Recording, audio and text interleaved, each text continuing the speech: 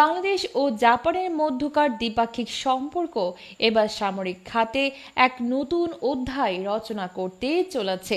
আসন্ন জাপান সফরে বাংলাদেশের প্রধান উপদেষ্টা ডক্টর মোহাম্মদ ইউনূসের হাত ধরেই সম্ভাব্য একটি যুগান্তকারী প্রতিরক্ষা চুক্তির পথ প্রশস্ত হচ্ছে। নির্ভরযোগ্য সূত্র জানিয়েছে, সফরের আগেই সামরিক সরঞ্জাম ক্রয় সংক্রান্ত একটি রূপরেখা চূড়ান্ত করার কাজ চলছে। বিশেষ করে বাংলাদেশ বিমান বাহিনীর জন্য জাপানি প্রযুক্তি নির্ভর আধুনিক রাডার সিস্টেম ও সামরিক পরিবহন বিমান ক্রয়ের বিষয়ে আলোচনায় এসেছে যুগান্তকারী অগ্রগতি। বিশ্বের অন্যতম শান্তিপূর্ণ এবং প্রযুক্তিগতভাবে উন্নত দেশ জাপান দীর্ঘদিন প্রতিরক্ষা প্রযুক্তির উন্নয়নে বিনিয়োগ করেছে। যুদ্ধ পরবর্তী আত্মরক্ষামূলক অবস্থান থেকে সাম্প্রতিক বছরগুলোতে তারা রপ্তানি নীতিতে শিথিলতা এনে বন্ধু রাষ্ট্রগুলোর সঙ্গে প্রতিরক্ষা সহযোগিতার পথ খুলে দিয়েছে।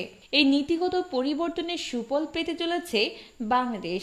সূত্র বলছে, আলোচনার কেন্দ্রবিন্দুতে রয়েছে মিৎসুবিশি নির্মিত long range air defence radar system, যা বাংলাদেশের আকাশ প্রতিরক্ষায় গুরুত্বপূর্ণ সংযোজন হতে পারে।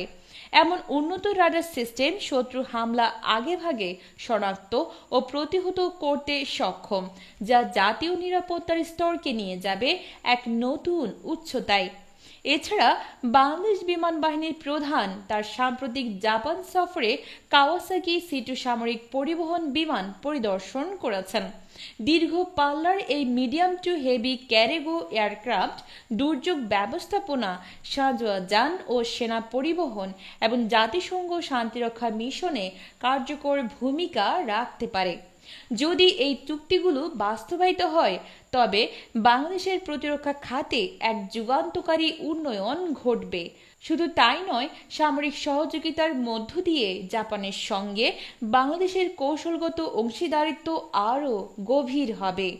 অর্থনৈতিক, প্রযুক্তিগত ও কূটনৈতিক সম্পর্কের পাশাপাশি প্রতিরক্ষা খাতেও এই দুই দেশের বন্ধন বলিষ্ঠ হবে।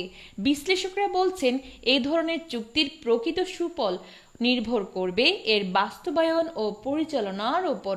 সরঞ্জাম ক্রয়ের পাশাপাশি প্রশিক্ষণ, রক্ষণাবেক্ষণ ও প্রযুক্তি স্থানান্তরের দিকটি অত্যন্ত গুরুত্বপূর্ণ। বিশ্ব রাজনীতির প্রেক্ষাপটে জাপান ও বাংলাদেশের এই ঘনিষ্ঠতা আন্তর্জাতিক কূটনৈতিক মহলেও নজর কেড়েছে। ভারত প্রশান্ত মহাসাগরীয় অঞ্চলে নিরাপত্তা ভারসাম্য রক্ষায় এই অংশীদারিত্ব একটি গুরুত্বপূর্ণ বার্তা বহন করতে পারে।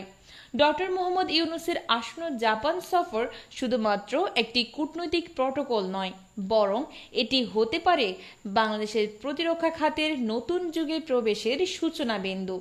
সময়োচিত ও বাস্তবভিত্তিক পদক্ষেপের মাধ্যমে এই সফর বাংলাদেশের নিরাপত্তা ভবিষ্যতের জন্য একটি মাইলফলক হয়ে উঠতে পারে।